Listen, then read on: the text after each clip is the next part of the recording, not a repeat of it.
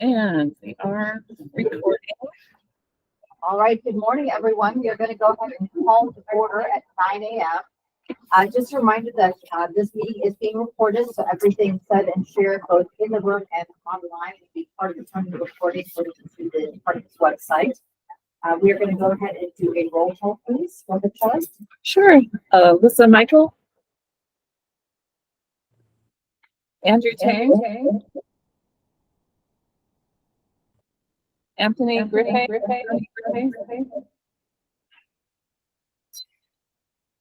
Brent Burgett. Present. Brian Stevens. Charles Hu. Clifford Jones. Cliff. Damian Johnson. David Notrika.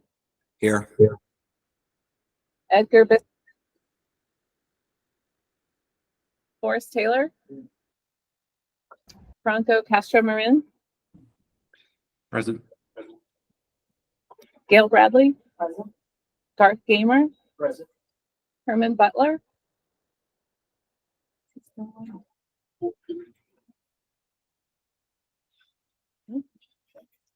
Ayman Pfizerfen. Present. Nick Ells. Nura Patel. Present. Brian Southworth.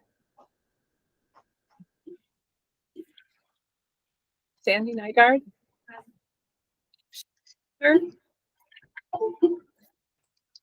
Tara Johnson. And Vicki Bennett. Present. 7,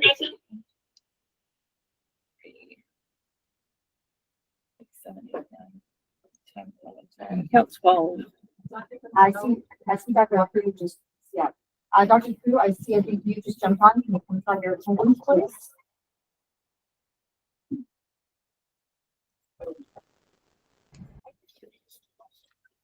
Yes, I'm here. Excellent. Thank you very much. That's 13. Thank you, everybody. All right, we have a quorum. Thank you, everyone. For committee members, if we did not capture your attendance, if you can just raise your hand and we will make sure we capture your attendance at some point for the meeting. Thank you all for being here both in person and online. I'm going to hand it over quickly to Chief Garcia to do some introductions this morning. Yes, well, good morning. Thank you for joining us. We have ADHS team members delivering today, and we have two very special guests. To my right, if anyone can see online, I don't know if the camera's working, but we have Director Jenny Kumiko from Arizona Department of Health Services, and we also have our Assistant Director. We wanted to introduce them today. Good morning, everyone.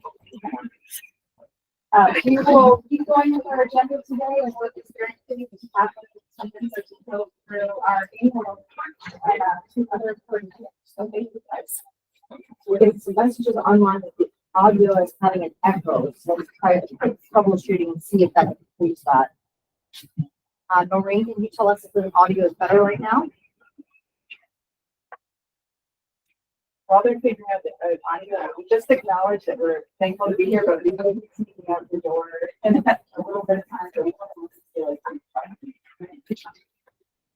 The fan. You're saying this audio is not working. Why don't you turn this off and I can just start with my computer and listen? I'm gonna do that.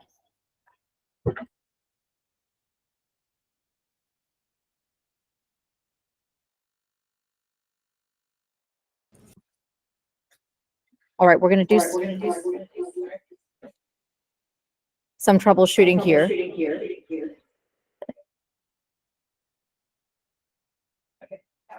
Okay, can you guys hear me online? All right, I see some echoes. Yes, okay, thank you. Lots of thumbs up. Awesome. Must have been really bad. All right. Just a reminder, in your attendance, in your report, there's the attendance packet. And just a reminder, if you do miss 2 or more consecutive meetings, Shelley will reach out to you to confirm whether or not you would like to continue to participate in the committee. We do have 2 reappointments. So thank you to Dr. Feiserfon and Dr. Casterman for your continued participation on the committee. So congratulations on being reappointed. We have 1 current vacancy that is a representative from a statewide rehabilitation facility that has been vacant for quite some time since we had a retirement from that position. If you know anyone that may fill that role and would like to participate, please let them know that they can submit an application to Shelley Bissell. For anyone who has a term that is expiring or any non-member that is interested in applying, you can go ahead and send your CV or resume to Shelley Bissell. Her email address is on the agenda, and all members are appointed for a 3-year term by the ADHS director. I will go ahead and hand it off to Chief Garcia for the Bureau report next. All right, well, good morning. I will be brief. For anybody that couldn't hear us earlier while we were troubleshooting audio, we want to again thank Director Jenny Cunico and our Assistant Director Nicole Witt, who are joining us this morning for a few minutes before they have to sneak away to another meeting. But they wanted to be here today because we are celebrating STAB's 30-year anniversary. And we just wanted to take some time to acknowledge that it has been 30 years of the Arizona State Trauma Advisory Board that was established in statute. And back in September 23rd, 1994, that is when STAB held its inaugural meeting. So fast forward 30 years, and we're going to show you where we're at now. But just going through some of the acknowledgements of the State Trauma Advisory Board and the state trauma system. We really want to thank all of the board members for your participation and everything that we've accomplished over the last years together. Looking at 2024 now, if you can believe it, I think when we set the new rules and we started to implement the new statutes and rules to establish the trauma system, we had very few trauma centers, as you know. Fast forward to 2024, we have 13 level 1 trauma centers, 1 level 1 pediatric trauma center, 7 level 3 trauma centers, and 29 level 4 trauma centers that are in 13 out of 15 of our Arizona counties. We are so grateful for all the participants in Arizona's trauma system. And again, we really appreciate the State Trauma Advisory Board members lending your expertise and allowing us to work on so many important things together to improve outcomes in Arizona. Moving through, we have a couple announcements before we get to some additional updates on the Arizona State Trauma Registry system. I wanted to cover that we will have some EMS and trauma portal updates coming soon. You will hear us socialize this and talk about it in our meetings over the next year. Just as a heads up, especially for our hospitals that use the portal, please be aware that some of the changes that are coming include that we are syncing up on the EMS side with our AZ Pures Elite accounts, and more to come on that for our EMS users. Also, for any correspondence that you will have, if you are a hospital that utilizes our portals, please be aware that the email address that emails you when you submit applications and take other actions in the portal, that email address is changing. So we want everyone to know that that new email address that's listed there is what you should make sure that your spam filter does not block, so you can keep up on all your correspondence with the department. We also are going through some new branding over the next year. So you will begin to see our logos change from that red icon to a new Arizona logo in a new color format. So we look forward to that, and we just wanted to make sure that you knew that those changes are coming and it is not spam. One more quick slide before I turn it over to Ms. Carissa, who is on the line as well, as we wanted to share some legislative updates. If you hang out with us for our EMS council meeting later, we'll go into more detail on both legislative and rule updates. For this group, 2 bills to be aware of that are going into effect either this week or at the end of the year. The first is House Bill 2033 that has to do with ambulance attendance and services. It does require that EMR training programs are submitted to the department for review moving forward. It also requires and updates ambulance staffing and billing requirements for interfacility transport. Really nothing new, just a clarification there that's now in statute. On the Senate Bill 1567 for off-highway vehicles and education requirements, That one, I believe, is set to go into effect later this year. It says a person may not drive an off-highway vehicle without a valid driver's license. It does require minors to wear a proper helmet with specific language about what it means to wear a properly fitted helmet.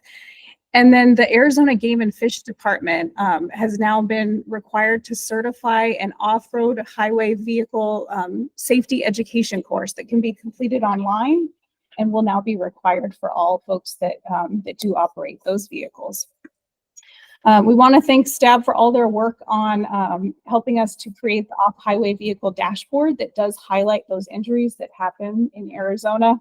And we really appreciate the partnership with Game and Fish as well, that we know is working now on that education requirement that is in statute. At this point, I will go ahead and turn it over to Carissa if she is on the line. I think we are also joined by IT and our project management team. I saw Luke pop up there. And Carissa, if you're with us, we'll fast forward to the slides about the trauma registry at this point. That sounds great. Thank you. All right. Good morning, everyone. So we wanted to make sure everyone is in the loop with the trauma registry. Let's make sure you guys can see those slides. Yep. Thank you, Shelley.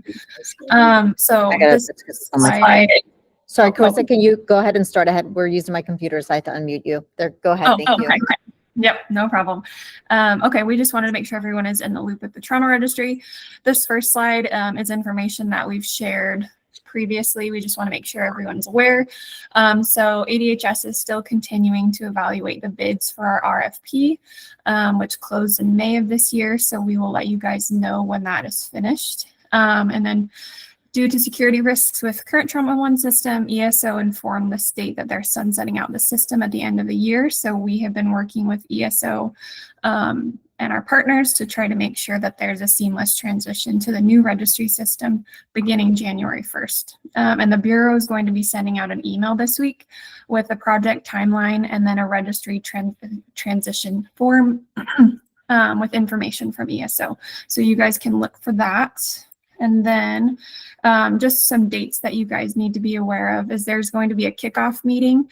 What we did is we divided it up. We divided up the registry participants by two groups. So we have the full data set group and then the reduced data set group. We did this just because I know that there's different questions depending on the level of the facility. So we'll have a kickoff meeting on October 2nd from 1 to 2 p.m. For all of you who have a full data set. And then for those of you with a reduced data set, the meeting will be on October 3rd from 1 to 2. That being said, if any of you are currently a level 4 and do a reduced data set and you have a desire to be a higher level or submit the full data set, it's not closed off to anyone if you want to have be in those full data set groups. But the information shared at those meetings will be the same, so it won't be any different.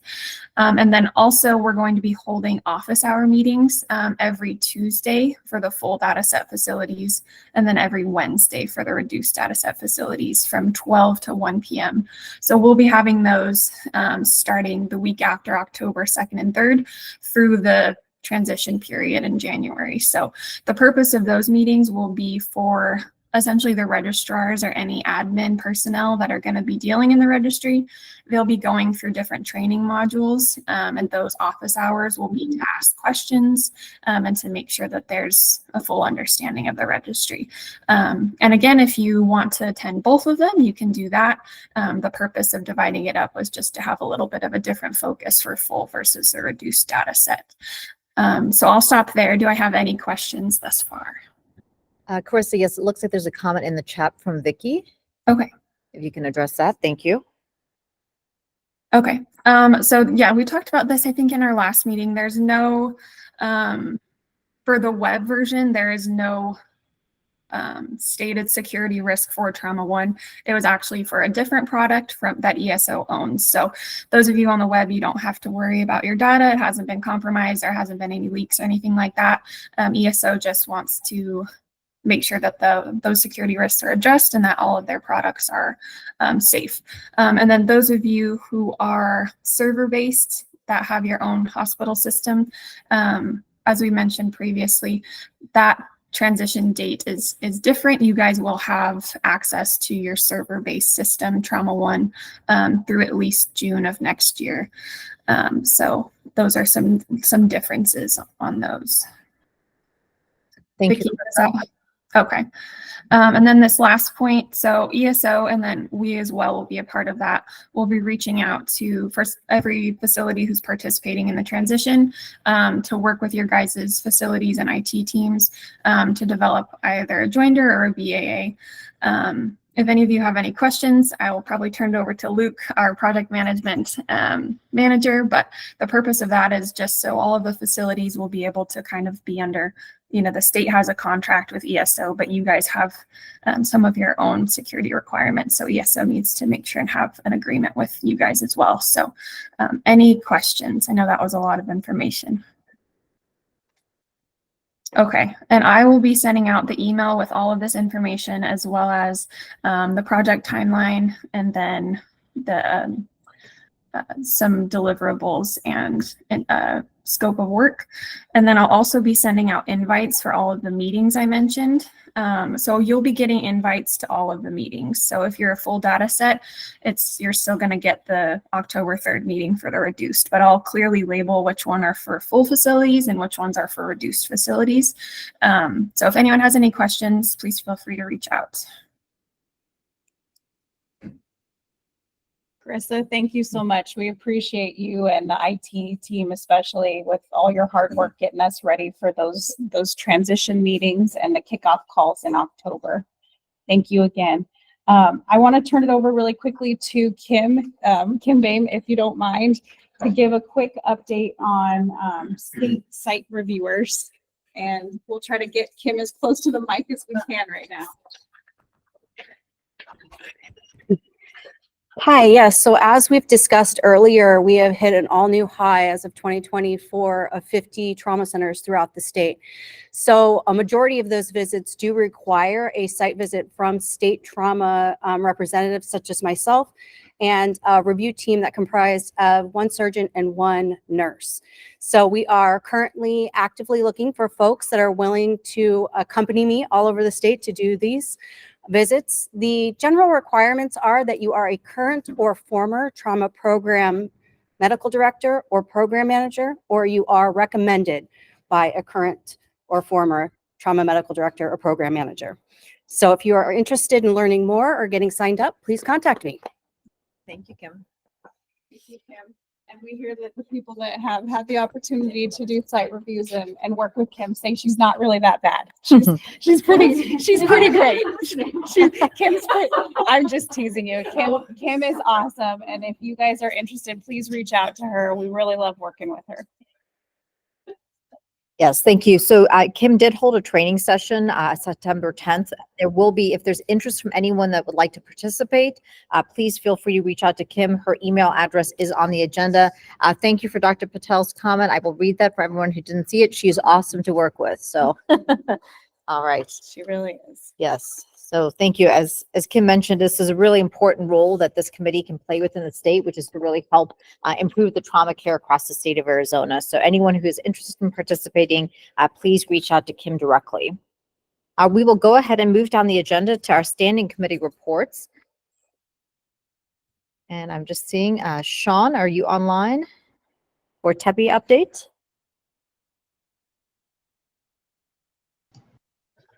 I am online. Give me Excellent. Yes. just one Thank you. second here.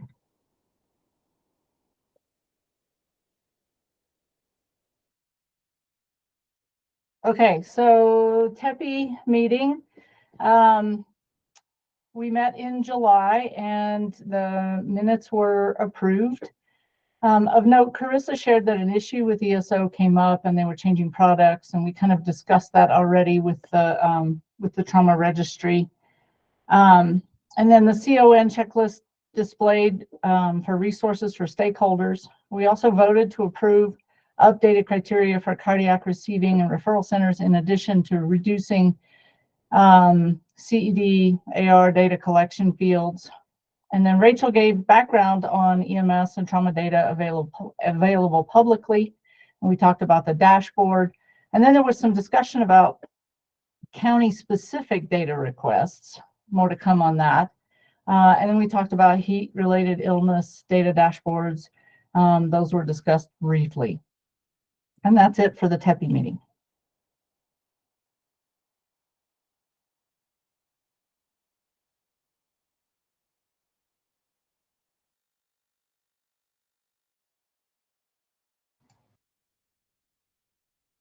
Were you guys able to hear me? We did. Thank you, Sean. I'm just moving the computer now to move over to Sandy. Okay. Did they hear me right first part? They may have. You can restart. if you'd Okay. Like. All right, we will kind of restart. Approved and updated the CPR training, plan to revisit in a year for share data graph updates. Voted to approve forming a joint work group with PACES to update safe sleep training. The volunteers were Amber, Dale, Abriana, and Chris Gilbert, and that was scheduled for 9/20 or is scheduled for 9/26. Voted to approve forming a work group to create TXA training. Volunteers are Stevie, Matt, Sandy, Kyle, Chris Gilbert, Jason, Rachel Munn, Amber, and that's scheduled for 10/3. Dan discussed the new process for skills testing in Arizona. He welcomed program directors to an online meeting on August the 30th. The Bureau shared a recap of where we are at with the new scope rules effective January 1, 2025, and updated training program rulemaking. During the call to public, Jonathan Epstein with the American Red Cross Training Services promoted their neonatal advanced life support NALS training program and discussed heard regarding if rule language needed to be changed. The Bureau staff confirmed that their program fits the such as option and rule language changes were not needed. And that was the end of my report. Thank you. Thank you, Sandy. All right. Next, Dr. Castamarun for a PMD update. Yeah, can you hear me okay? We can. Thank you. All right, so some notes to share from our July meeting. We approved our March minutes as presented. There was a special session in May, and we also approved those minutes as presented. Dr. Bradley shared updated guidance and information for the treatment and management of preeclampsia as well as gestational hypertension with regard to recognition and treatment in the field. Tables 1 and 3 were approved as amended, and those will be going to MDC later today. And then we also approved creating an annual review, sort of a rolling review of paramedic drug tables for the state with acceptance of suggestions as they come in. And that's it for PMD. Thank you. Thank you. All right, next, Heather, are you online for the Trauma Program Managers Workshop update?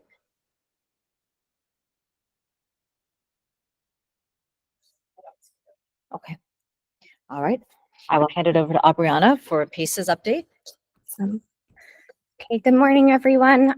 For PACES, we in July approved our March minutes. In addition to this, we voted to approve amending our bylaws to add a mission statement. We also discussed a vision plan for the upcoming year. In addition to this, the EMS for Children team presented on the EMS for Children program. We also had our colleagues and community partners from Arizona chapter of the American Academy of Pediatrics present on our hospital pediatric recognition program, also known as the Pediatric Prepared Emergency Care Program. In addition to this, we had our other community partners, the Western Regional Alliance for Pediatric Emergency Management, Christopher McCarthy, program manager, present on pediatric disaster resources, as well as other resources that they have for pediatric surge training for all EMS and hospital providers. And lastly, our council voted to approve the Arizona EMS for Children, Making Arizona Ready for Kids pre-hospital pediatric recognition program that we will be presenting at EMS Council. And I apologize, I said lastly, however, we had Antonio Hernandez from the Department of Health Services present on pediatric drowning data, which will be a continuous ongoing conversation in the next year. And we also have our PACES and Education Committee work group seeking volunteers for our safe sleep training and education update of resources. So that concludes. Thank you very much. All right, next we will move to our discussion and action items. First, if we can bring up the minutes from the May 16th meeting, if I can get a motion to discuss, amend, and approve the meeting minutes from May 16th, 2024. So moved. Thank you, Dr. Gamer. Can I get a second, please? Thank you, Sandy. As we scroll through those, are there any recommended amendments?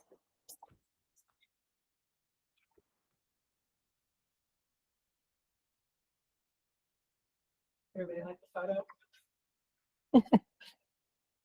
All right. Oh, there's the photo. Thank you. From our awards at the May meeting. Thank you. All right. Hearing no amendments, any opposed?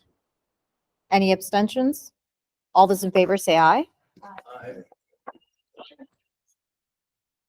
Thank you. Next, we're going to discuss, amend, and approve the annual trauma report and STAB recommendations. If I can get a motion, please. So moved. Thank you, Dr. Gamer. A second? Thank you, Damien. All right. We are going to, in your packets, there is the draft annual report summary.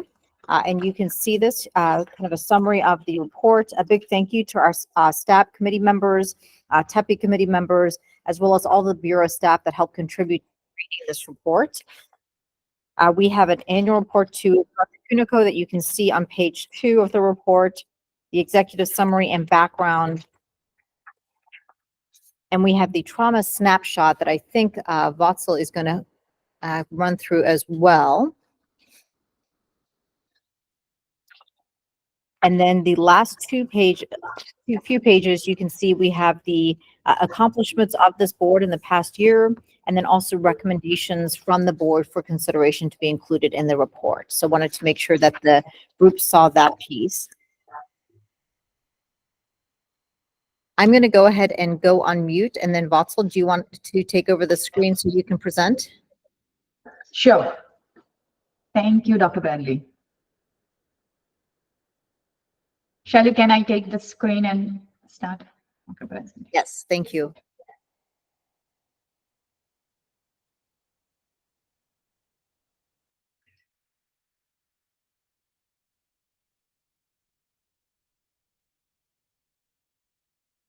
Can you guys see? We can, thank you. Okay. All right. Good morning, everyone.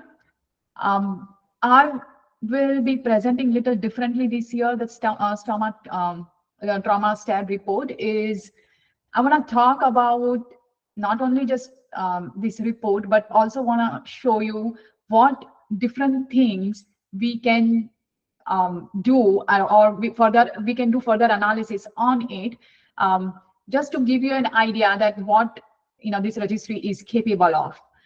We won't be, so I will be actually showing you the actual dashboard, and I will also showing you something. It's an offline dashboard which we are not publishing it, but I want to show you guys like this can be done. For some of the main reasons for us not right now publishing it is very small numbers, and we need to figure out all those things. But I want to give you guys an just a taste of like, okay, if we go that detail into the analysis, what we are looking at it. So I will talk very briefly about the report, and then I will show you that offline version too. So what we are seeing in 2023, that we have now 71,000 cases of trauma this year. So number of trauma cases are increasing in since last few years. And if I go back to 2 years before, we had around 65,000, which increased to 68,000 2022, and in 2023 now we are at 71,000 trauma cases, which comes out to be 195 cases over here, per day. And of those, 5%, they are transported to the trauma center by the air ambulance.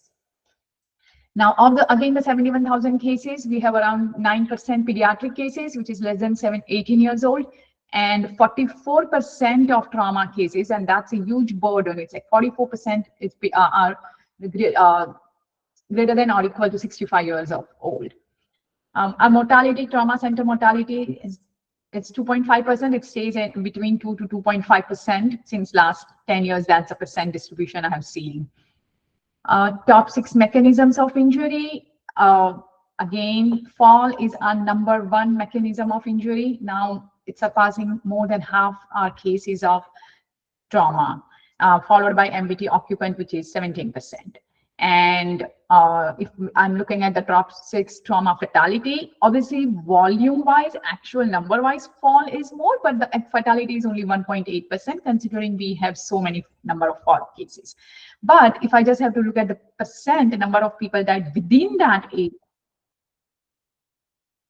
within that group is a firearm injury. We had 14% of death, 288 total number of deaths within firearm. So that's a number one cause of highest proportion, not the number one cause. What else on this page I want to show you? Okay, about the drug and alcohol, and I'll talk about drug and alcohol a little bit later. So let's look at the demographics. Oops.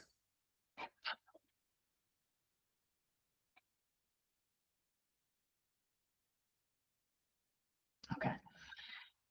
So trauma rates are increasing. As we saw, the number of incidents are increasing, and so is the rate are increasing over the years.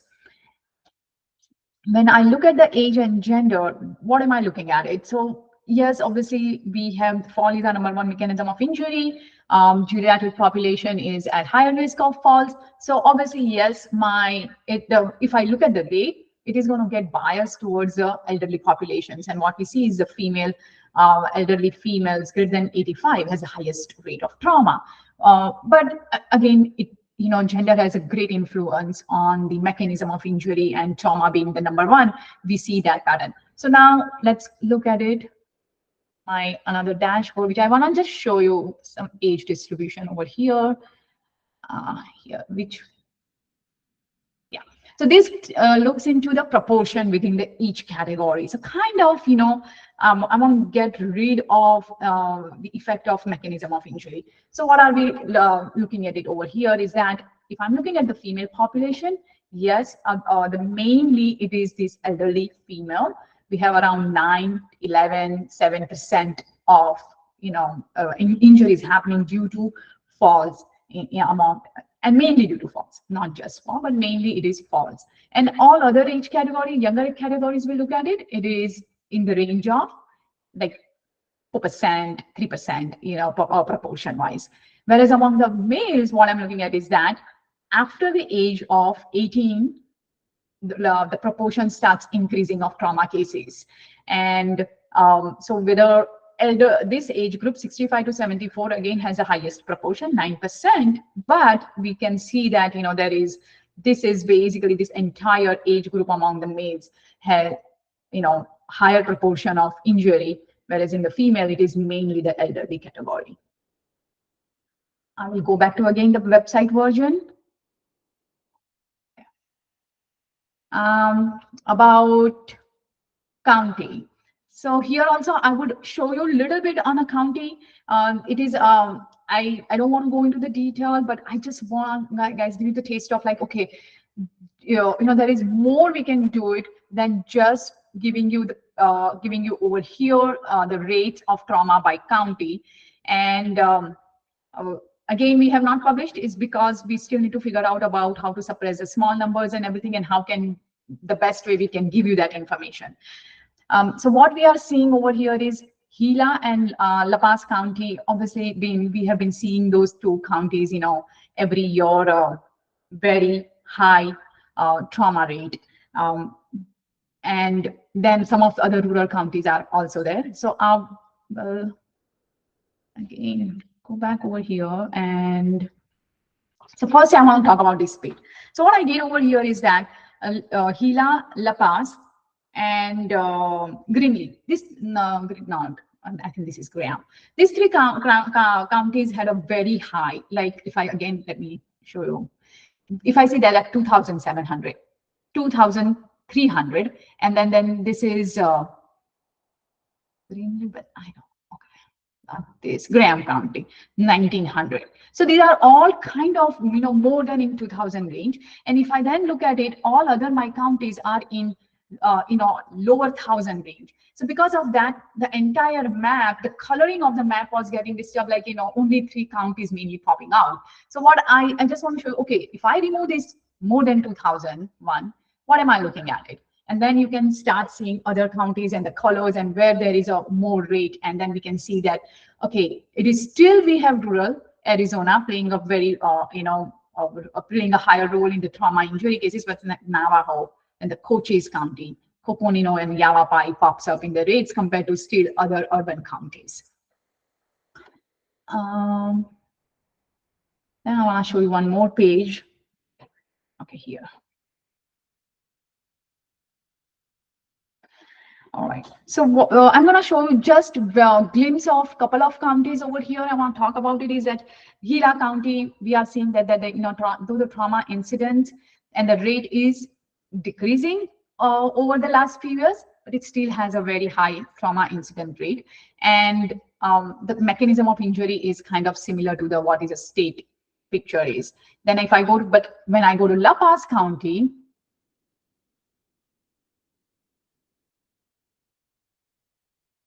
then it's still doing it. Okay. The trauma number incidents are increasing over the years. Not as Gila, what we saw, it's decreasing, still very high, but decreasing. Whereas La Paz is going up in a number. And what am I observing over here is that falls are, the statewide falls mechanism of injury is around 52%. So it's slightly lower falls, but more MVT occupant is what we are looking at in La Paz County.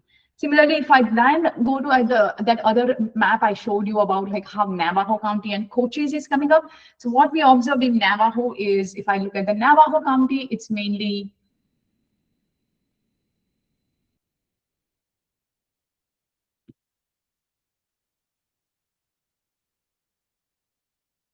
look at the number of falls are very less compared to what we found in statewide, but MVT occupant increases. What we observe over here, non-traffic increases, 17% non-traffic, whereas our non-traffic statewide average is only 4%. Similarly, struck by against our statewide average is 5% cases, whereas in Navajo we see 10%. So I just want to show you, there are many things we can do. We can do it through county, and we can explore more. But we do have a limitations when it comes to publishing everything on our website. Okay. Fossil. Yes. I just wanted to commend kind of this new visualization format. So Fossil put this together in a very short time frame. And as we started to look at this data, we realized when you go county by county, it's pretty significant where you see the different mechanisms of injury in different counties, which can really then start guiding what your kind of injury prevention programs look like. They may look very different in a county where greater than 50% of your injuries are falls. And if you have other areas where you have more motor vehicle crashes and potentially less seatbelt use or more pedestrian injuries, what can you do to address those specific incidents? Some of these are also the off-road vehicles. So some of the work that STAB and the subcommittee of STAB have done regarding the fall prevention work, the off-road vehicle work, all of those things can be really tailored to your specific county.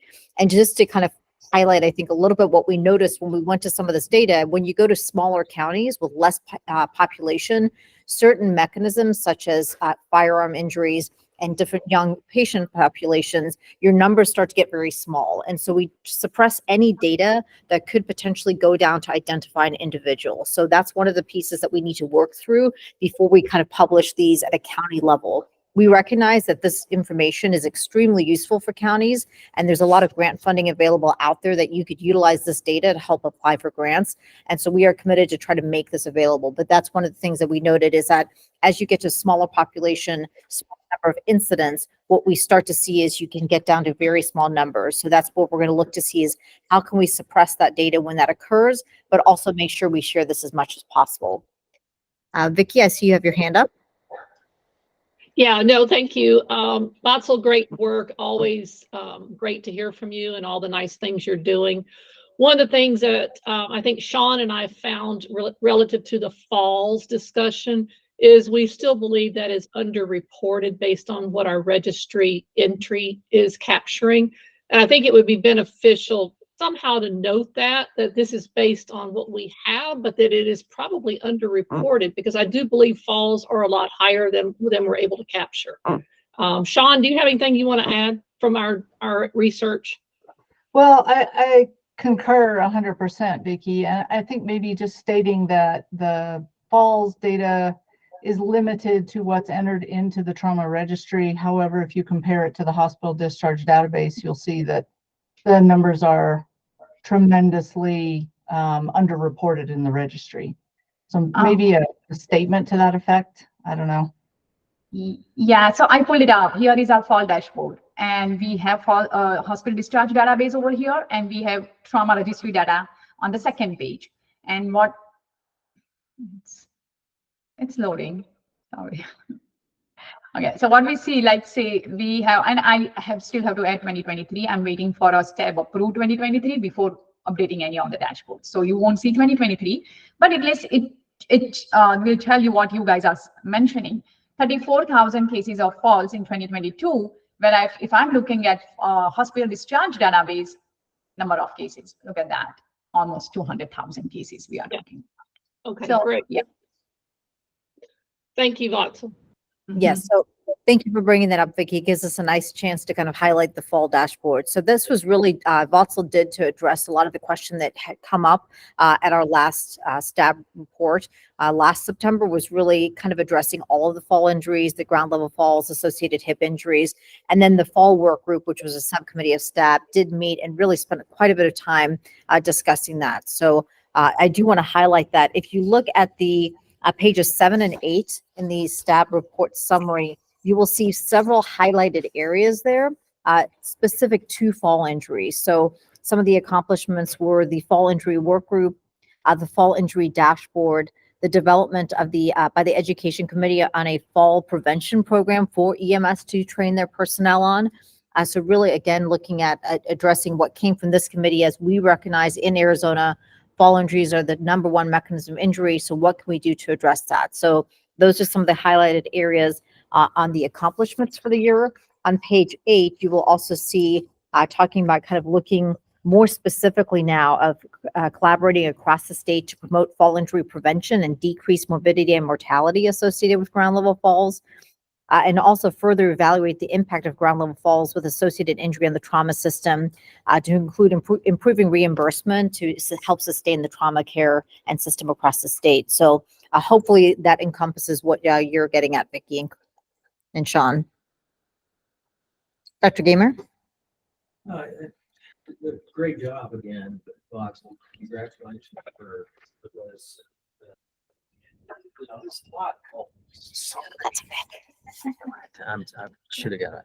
Oh, sorry. Vatsal, congratulations. Great work again.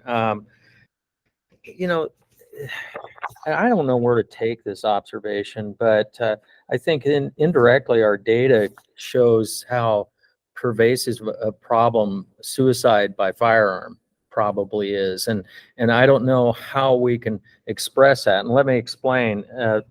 The firearm mechanism of trauma deaths is third overall at 14.6% of all trauma-related fatalities. Now, we know that the suicide gesture by firearm is successful in a great percentage of cases and doesn't even get transported a lot of the time. So this includes suicide by firearm gestures that do get transported. And then I bet the fatality rate of those is quite high overall compared to what regular gunshot wounds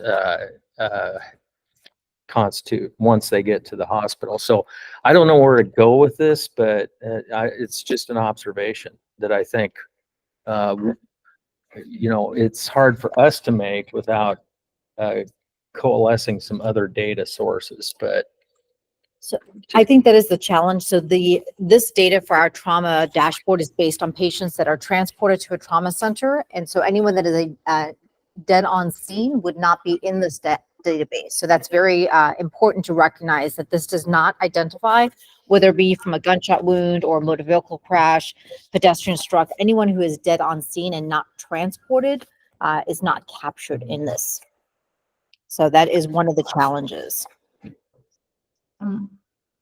So I think there are a few things. I don't have the data right now in front of me, but what we can do in terms of that yes, firearm is the one subject. It is in my list that I need to start working on it and develop some specific reports on that. So that will actually show us more about fatality by different reasons. It's suicide or just it was a plain GSW or things like that. We can explore that part, and probably there is a death registry is where we can then, which basically also another place where we can look at it if the patients are not getting transported to the hospital. So that right now that just comes in my mind that that would be another source we can look at it to work on that. But definitely this is in my priority list also to develop a report on it. Yes, and one of the things that we recognized with moving to this format with these dashboards is that just within the past 12 months, when the last trauma annual report was published, the entire fall dashboard is new. So that is a whole new dashboard. And then subsequent to that, we've actually, or we being BOTSL, has updated that multiple times with requests that have come from this committee in TEPI to add additional data elements to that dashboard. So BOTSL has the ability to pull in these different data sets. And that's why she built the fall one separate from the trauma one, because we recognize so many fall injuries end up at non-trauma centers. And so we want to recognize the overall impact on the system. And I know she has previously pulled some information from the death database and registry in the state, the DAVE system, which does give access to that as well. So that is something that she has connected with some of our other EMS data previously. I want to just quickly address a couple questions in the chat. I see from Dr. Patel, this is awesome, BOTSL. Do you have mechanism and mortality categorized by ethnicity? No, we don't. I don't know. Hold on. Yeah, actually we do. If I put it on a fall and then it will give you by ethnicity, age and gender, and race and ethnicity distribution. So, So thank you. So Dr. Patel, it sounds like you can adjust some of the fields to get that data. And I see, Geraldine, your question, if a tribe health director is reaching out for data specific to their tribe, is that possible? I think, Chief Garcia, do you want to? Jerry, I think that's a really great question. Similarly, we've had counties as well reach out to ask if they can get data specific to their county. That has led us to see if there's a way that we can possibly break down the information in smaller geographic units. But the question of, is it really possible? It always depends on which community is requesting it. And then we have to go back to the data team to see if what they're asking for is actually available. And thank you, Josie. I think I see your description as well as the link. So if anyone else besides Dr. Patel is also interested in getting that data in the chat on the meeting, Josie did share how to actually go directly to the dashboard and how to kind of adjust there to get that additional information. So thank you for putting that in there real time. That's all. I'll turn it back to you with any further data you want to review. I just want to show you just like, over here we have a pediatric age group, and I just want to show that, how the mechanism of injury basically changes for the pediatric group. And though again, the falls remains the #1 mechanism of injury, what we observe over here is that MBT occupant is... Sorry, we lost your screen there. If you can reshare it with us. Okay. Thank you. All right. Sure. Share it again.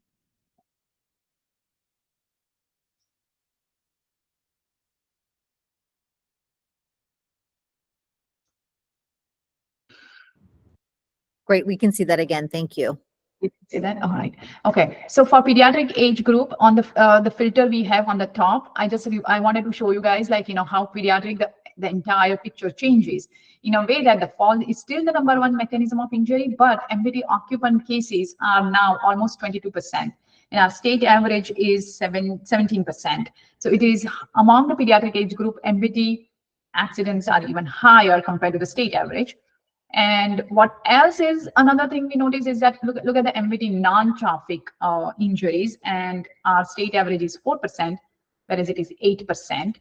And similarly, struck by against is our state average is again 5%, whereas in the pediatric population it is 8%. So these two basically as a way, these all three injuries higher proportion compared to the state average. And then 238 firearm cases among the pediatric age group. So again, going back to that discussion on firearm, that we need to explore this topic in detail. And similarly, we also have the option to select geriatric population over here greater than 65. Obviously, 85% is false. So this tells me nothing but that, okay, that's false. It's a main leading 85% of cases. We do have a page dedicated to assaults, and firearm is one of the mechanisms of injury of assaults. And then we can look at it right now.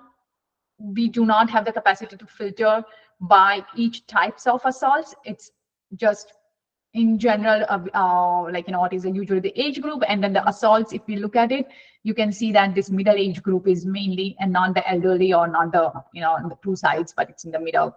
And then county pictures changes a little bit for the assaults, but it is still our rural counties.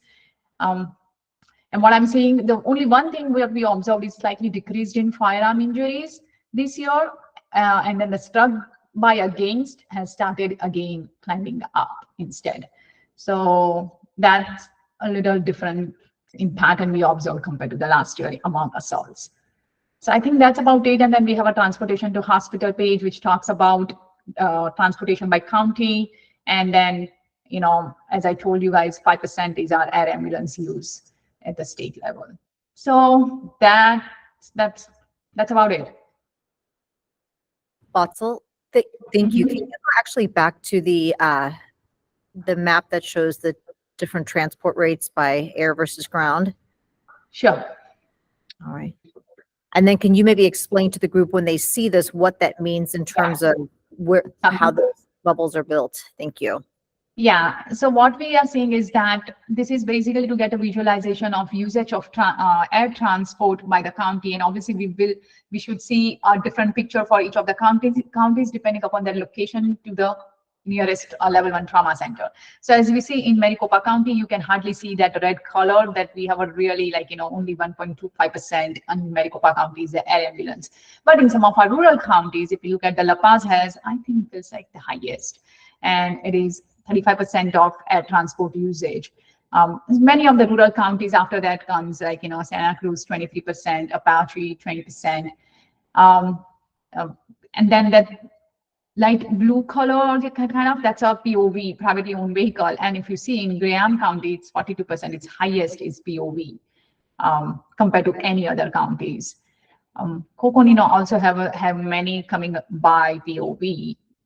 So that, just to find it out, like air usage and gram usage by county. Thank you. And then just to clarify, because I always have to kind of think about this, especially for rural counties that don't have a level 1 trauma center.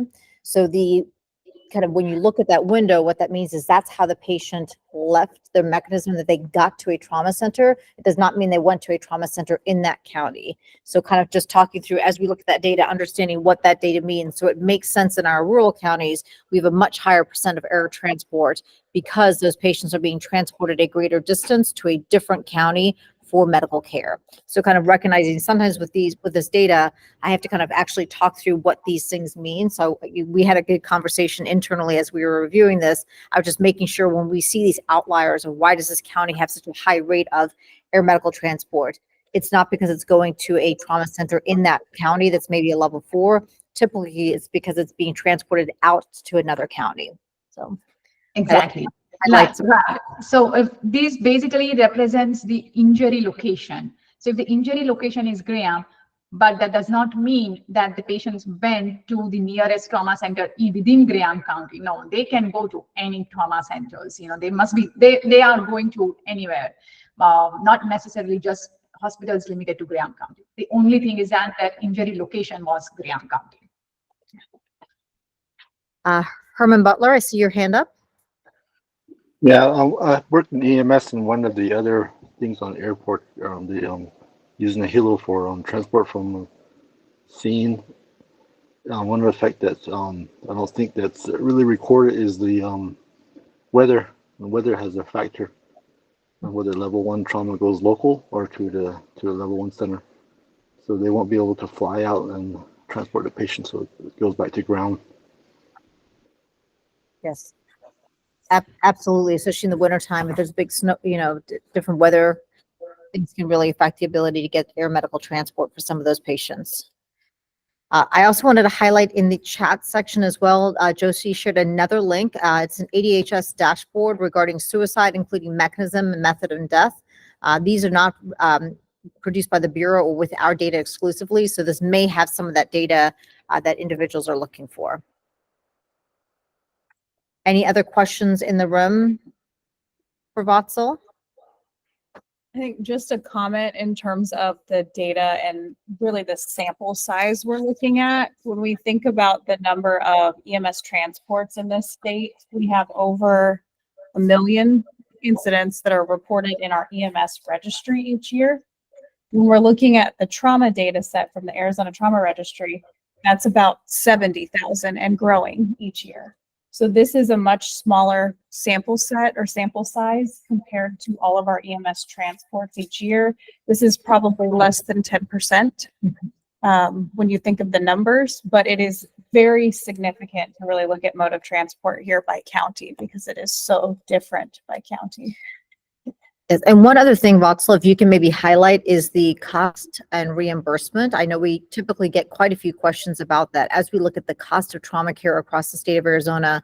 And then also, how do we keep this sustainable when we look at the rising costs of healthcare, just making this a sustainable process. So you can kind of highlight there. I'll let you comment on the actual charges and reimbursements. Yeah, so what we see over here, hospital charges are given and the reimbursement also is here. So it's basically, I think, $5 billion. And then this is 62 million, I think, in the reimbursement coming back. Sorry, the numbers are so small for me also. And then if I go back to 2022, and then we can realize, look at that. It is from 4.6 billion to increase to more than $5 billion in charges. We can look at it till 2017 years are available for us to look at the hospital charges and reimbursement. The median charges are also increasing from 38,000 to 40,000, and reimbursement from $2,000 to, oh wow, that's actually decreased. To 2023, around 1,900. So you can see charges are increasing, reimbursement decreasing. Sorry, Dr. Bradley, what was the question? Thank you. Yes, I do want to highlight this because when you look at those costs, that is a staggering amount of money that is being, charged across the state of Arizona to provide trauma care. And then when you look at the actual reimbursement, and you look at small facilities, rural facilities, how do we keep facilities sustainable and keep them in business providing care to the citizens of Arizona? This is a significant difference if you look at charges versus actual reimbursement. And then as Vatsal pointed out, that despite charges going up, our actual median reimbursement payment has gone down compared to last year. So higher cost to provide the care, and hospitals are getting paid less for the care.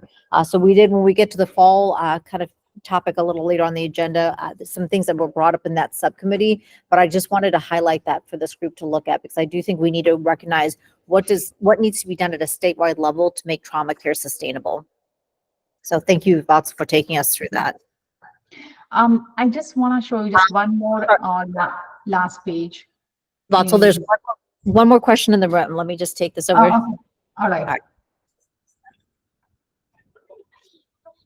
I was just wondering, I think that's really interesting, and we've kind of seen that same trend like for multiple years. And I'm wondering if DHS, when they speak to access or to state regulators, like, is that something that gets brought up as far as like trauma systems in the state are more or less losing money? And access isn't necessarily keeping up, the state payer isn't keeping up with reimbursements. Is that a conversation that happens, or? Wait for the mic. For those online, you're missing me as the mobile microphone. So Yeah, I wish you guys could see Dr. Bradley getting her steps in, walking across the room. So I think the questions are good of how do we have more conversations about the trends we're seeing, especially when it comes to sustainability and funding from, the cost and reimbursement of doing business. And the beauty of the State Trauma Advisory Board and this annual report is we have that opportunity to put that important information in a visual format in front of the policymakers and decision makers. And so I think that's really critical what you said. What this board puts forward each year and the recommendations this board provides each year, that gets published and that gets shared across the board. So we want to really encourage, again, our board members to come forward with those recommendations so we can keep making this report stronger and stronger to highlight those trends. And if you look on page 7 and 8, that is really where we have the State Trauma Advisory Board recommendations. If you see, there's big draft language across this entire document. So if there is recommended verbiage to be added, that is the board's option to recommend that for consideration for the committee to vote on, including any language specific to that. Yeah, So currently there's nothing specific to the question we just got. I think the closest to that is the third bullet from the bottom, which says, further evaluate the impact of ground level falls with associated injury on the trauma system to include improving reimbursement in order to sustain the availability of trauma care statewide. So that is one recommendation that is included that's specific to ground level falls, which again, when you look at the data, that's greater than 50% of our traumas in the state. So that is, if something could be done to help with that, that would certainly be a big piece. But if there's other verbiage the committee would like to recommend adding to this, we're certainly open to that. Hey guys, this is Iman. Great data. Just a suggestion, maybe considering capping medical malpractice and those things in trauma patients to sort of reduce costs on the hospital side or physician side. Thank you. Yes, definitely something that does contribute to cost of care.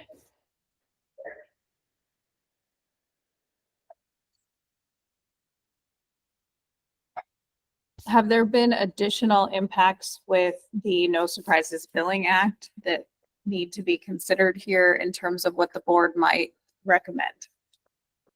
Any additional evaluation needed there at the state level? What we have heard from some trauma centers is that the cost to get physicians to provide some of that subspecialty coverage has increased with the No Surprise Billing Act. So certainly those other factors impact the cost of providing care when you're looking at providing on-call coverage.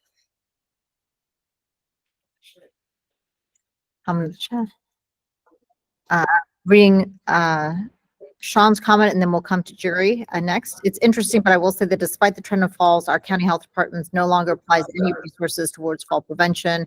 We need everyone on the same page to see meaningful change. Thank you for your comment, Sean. Jerry?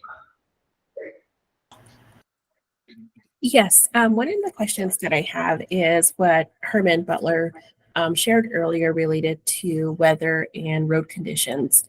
And knowing that it hinders access to care for individuals that are in rural and tribal communities, is that accounted in the reimbursement for those providing services in those areas related to vehicle maintenance, those things that are like if there's particular vehicles that are needed within those areas, is that accounted within those reimbursements for those areas?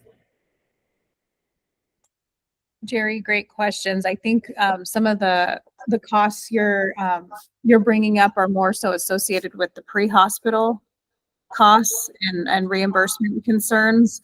The data that we see reflected on this particular dashboard to the trauma centers. Although I think that there, to your point, I think there is an opportunity for us to try to look at that more so at the state level.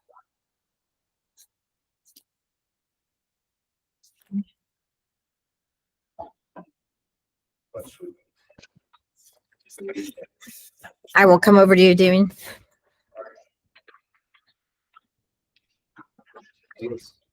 Obviously, health plan accountability is one of the reasons I have job security.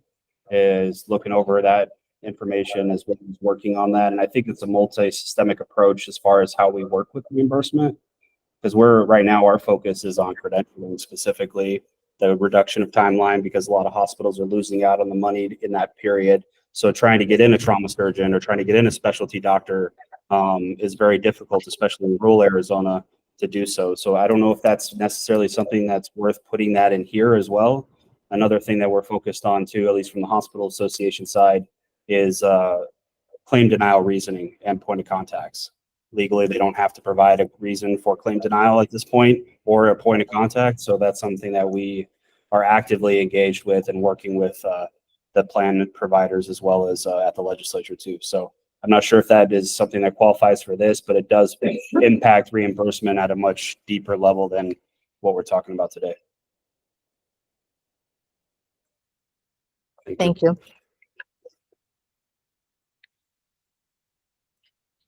Oh, Dr. Gamer, yes. So I think we have a motion on the floor to accept the report. I'm correct. Yes. So I moved, and I believe Mr. Johnson seconded. I want to amend my main motion to provide some language that's been brought up regarding not just fall mechanisms, but all mechanisms lead to stresses on the trauma system, and that that could potentially limit the number of trauma centers in the state and availability of trauma care. Because I think one of the realities is that certain trauma centers might get out of the game. But that's not necessarily level 1 centers, but level 4 centers I could see just dropping their service line because of the non-profitability of it. So I think I've come up with some language that I want to amend my main motion. It appears on page 8, bullet point number 3. Further evaluate the impact of all trauma mechanisms and their associated injuries on the trauma system to include improving reimbursement in order to sustain the availability of trauma care statewide. And then tack on a bullet or a statement, identify other issues that limit the availability of trauma care statewide. And that gets to Dr. Feisbon's comment about malpractice. Not naming that in particular, but it's something that could be a study issue. So I'd like to amend my main motion. It's up to Mr. Johnson to accept that amendment. Okay. Thank you. All right. Shelley, did you capture that? Yeah. Okay, we'll reread that. That way everyone has that verbiage before we vote. Anybody else? I've got that here. Thank you. And Shelley got it. Okay. So it is going to be restated to say further evaluate the impact of all trauma mechanisms of injury with associated injury on the trauma system to include improving reimbursement in order to sustain the availability of trauma care statewide. Identify, and then a new bullet will say identify other issues that limit availability of statewide care. Example being of statewide trauma care. All right, did I capture that? Thank you. Yes, I'll leave the exact grammar. So up to you. Okay, thank you. All right. I'm not able to live edit So, what you guys are saying. all right.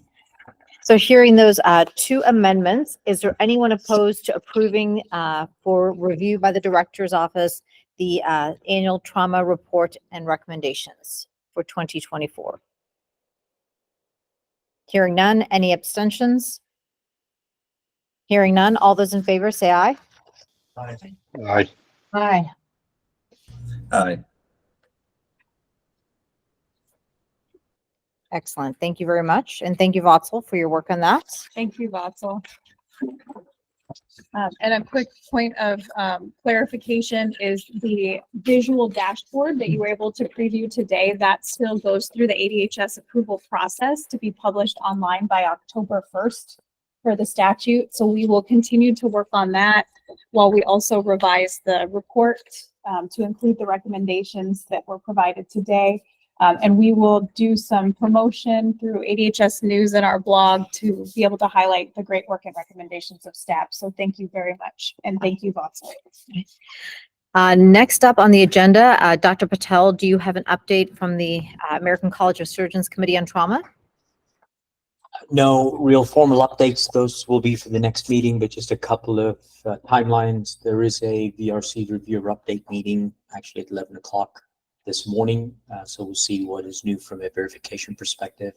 And the COT meeting is actually in October 18th is our national meeting. So hopefully following that meeting, any further updates we'll be happy to share with staff at the next meeting. Great, thank you so much. And then next on the agenda is a follow-up and discussion on requested summary of mortality with severe head injury, GCS 8 or less. And then this is a very specific ask that I think came from one of the agendas. So I think we are looking at TBIs with a depressed GCS. And we looked at pre-COVID and post-COVID, so pre-2019 and earlier and post-2020. To look and see if there's any changes in mortality. So Vatsal, I'll let you discuss this.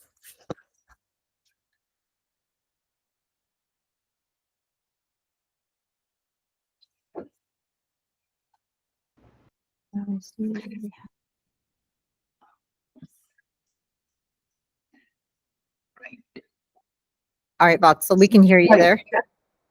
Oh, yeah. Can you Yes, hear me? Yes, thank Okay. you. So this is with traumatic brain injury with a GCI less than 9. And so we wanted to know on a very severe traumatic brain injury cases, has the mortality increased after COVID? I think that was one of the questions asked. And, what we are looking at it over here is that the 2020 was 44% death occurred in TBI with GCS less than 9. So from 44 to 48 to 46 to 47%. I mean, it has increased to 44 to 48 in 21, then 48.4 to 46.7%, and then again it's back to 48%. So still we are in that higher range of fatality after COVID, if that is what the correlation is. Yeah, thank you so much for the data. It doesn't, looking at it, I don't think there was a significant change over that time period. So thank you for clarifying that. Yes, thank you for pulling that data, Vatsal. Sure. And then last discussion action item on the agenda, I just wanted to follow up with some of the information from our fall work group that was on June 20th. So we had really good participation in that work group. We'll quickly share the slide deck here to share some of the discussion that was had there. But some of what was talked about at that committee was really looking at kind of the goals for the work group, discussing a lot of the things that we've spoken about today. I can go next slide, please. We shared the current falls dashboard, talked about the hip fracture data and some of the limitations with looking at hip fracture data, specifically kind of clarifying that hip fractures are identified in a number of different mechanisms in terms of where that patient fits into which bucket based on which facility they go to. Also, we discussed comorbid injuries, pelvic ring injury fractures versus hip fractures, and then outcome data based on destination was discussed, as well as age and mortality rates. Next slide. We talked about different options of how we define severe falls. And so one of the things we talked about was really limiting this as level 1s versus level 3 and 4. And Vatsal did build that onto the dashboard. And we explained why injury severity score is not used. And part of that is some data limitations with injury severity score at the non-level 1 trauma centers because they're on a modified data set. We also discussed brain and spine injuries, looking to see how we capture some of those additional injuries associated with ground level fall, recognizing that many of these patients have multiple comorbid injuries, not just the hip fractures. Many of these patients also sustain head injuries, spinal cord injuries, rib fractures with associated morbidity as well. We did look at functional status at the time of discharge and how there are some barriers to obtaining this, and kind of looking to see what are some barriers. And really, this is a tough thing to actually get at. It's really not an easy queryable field is the way to describe it. When I train EMS and talk about how do we pull data, we pull data when you use a drop-down field. So when you look at a lot of the hospital discharge, if it's buried in a discharge summary, it's really hard for us to pull data that shows what type of facility they went to, or what was their functional status compared to baseline. So if someone was wheelchair bound when they came in and they're still wheelchair bound, that's not a change in their functional status. But really what we're trying to capture is there a change or decline? And that's a little trickier to capture that information. Also quite a bit of discussion about fall and anticoagulation use. So one of the things that we were able to pull was looking at the number of records. So in 2022, we had just over 68,000 records available for review, and over 10,000 of those had anticoagulation use as a comorbid condition. So that is significant. So I think as we look at the effect of anticoagulation on our aging population, you look at when patients greater than 65, 80+% of all traumas are fall related. And now you look at the relationship of anticoagulation use on top of that. I think this is something that really we need to look at the opportunity to look at as a system of care statewide. Do we need to address some of these things in terms of improving outcomes? Because certainly an elderly patient on anticoagulation who has a ground level fall with head injury, that patient is significantly a high risk to have poor outcome associated with that. Some of the other kind of recommendations from that group as well were consideration of producing a geriatric dashboard, and looking at specifically more mortality rates with anticoagulation use. And then a piece that was brought up was regarding reimbursement. And so there was quite a bit of discussion about how one can improve reimbursement, looking at utilizing different ICD-10 codes, looking at different agencies and entities that have tried to improve documentation to improve their reimbursement rates to help with sustainability. And so I think some of that conversation that was had at that group was very useful as well. And then to close out, there was also some discussion about public service announcements, really looking at fall prevention and some of kind of the stigma associated with fall prevention. With many of the elderly patients don't disclose that they feel like they're a fall risk. And so how do you kind of change that mindset that really the goal is to help you be independent? And if you've had a fall, there's things that can be done to prevent future falls. But if you don't disclose those falls, unfortunately, you're at risk for further falls and associated morbidity and mortality. And we also wanted to highlight the education curriculum that was put together by the education committee specific for EMS and fall prevention. I like to try to sell this to our EMS providers as if you look at the fire service, fire prevention significantly decreased the number of fire incidents that fire departments respond to.